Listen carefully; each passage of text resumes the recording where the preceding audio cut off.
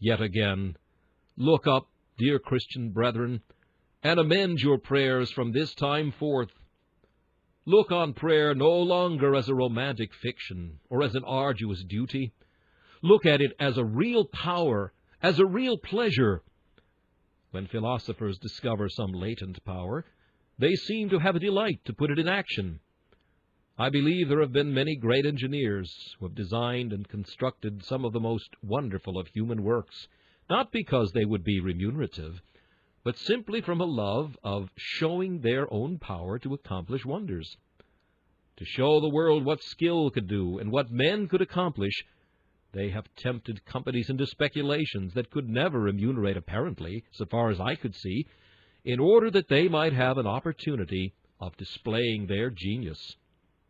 O Christian men, and shall a great engineer attempt great works and display his power, and will you, who have a mightier power than ever was wielded by any man apart from his God, will you let that be still? Nay, think of some great object. Strain the sinews of your supplication for it. Let every vein of your heart be full to the brim with the rich blood of desire, and struggle, and wrestle, and tug, and strive with God for it, using the promises, pleading the attributes, and see if God does not give you your heart's desire. I challenge you this day to exceed in prayer my Master's bounty. I throw down the gauntlet to you. Believe him to be more than he is. Open your mouth so wide that he cannot fill it. Go to him now for more faith than the promise warrants. Venture it. Risk it. Outdo the eternal if it be possible. Attempt it. Or, as I would rather put it thus, take your petitions and wants, and see if he does not honor you.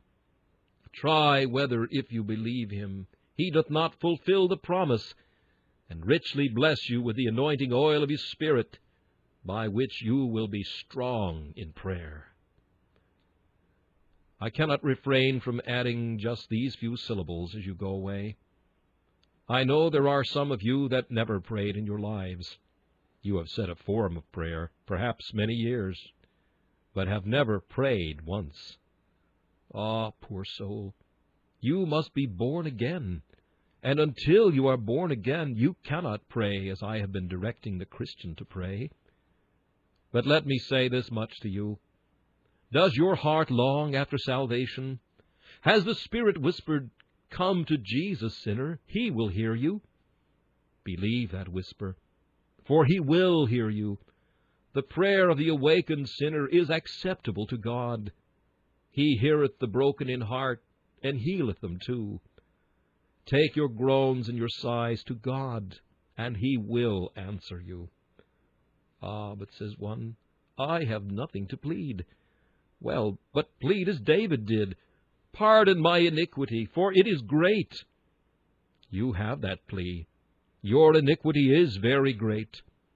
Then plead that precious blood, that all-prevailing plea. Say, for his dear sake who shed his blood, and you shall prevail, sinner.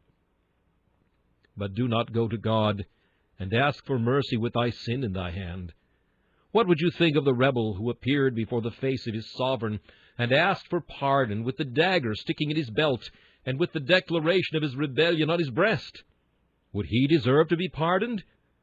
He could not deserve it in any case, and surely he would deserve double his doom, for having thus mocked his master while he pretended to be seeking mercy. If a wife had forsaken her husband, do you think she would have the impudence, with brazen forehead, to come back and ask his pardon, leaning on the arm of her paramour? No, she could not have such impudence. And yet it is so with you, perhaps asking for mercy and going on in sin, praying to be reconciled to God, and yet harboring and indulging your lust. Awake, awake, and call upon thy God, thou sleeper. The boat is nearing the rock. Perhaps tomorrow it may strike and be shivered, and thou be cast into the unfathomable depths of everlasting woe. Call on thy God, I say, and when thou callest upon him, cast away thy sin. for he cannot hear thee. If thou lift up thy unholy hands, with a lie in thy right hand, a prayer is worthless on thy lip. O come unto him, say unto him, Take away all iniquity, receive us graciously, love us freely. And he will hear you, and you shall yet pray as prevailing princes, and one day shall stand as more than conquerors before the starry throne of him who ever reigns, God over all, blessed for evermore.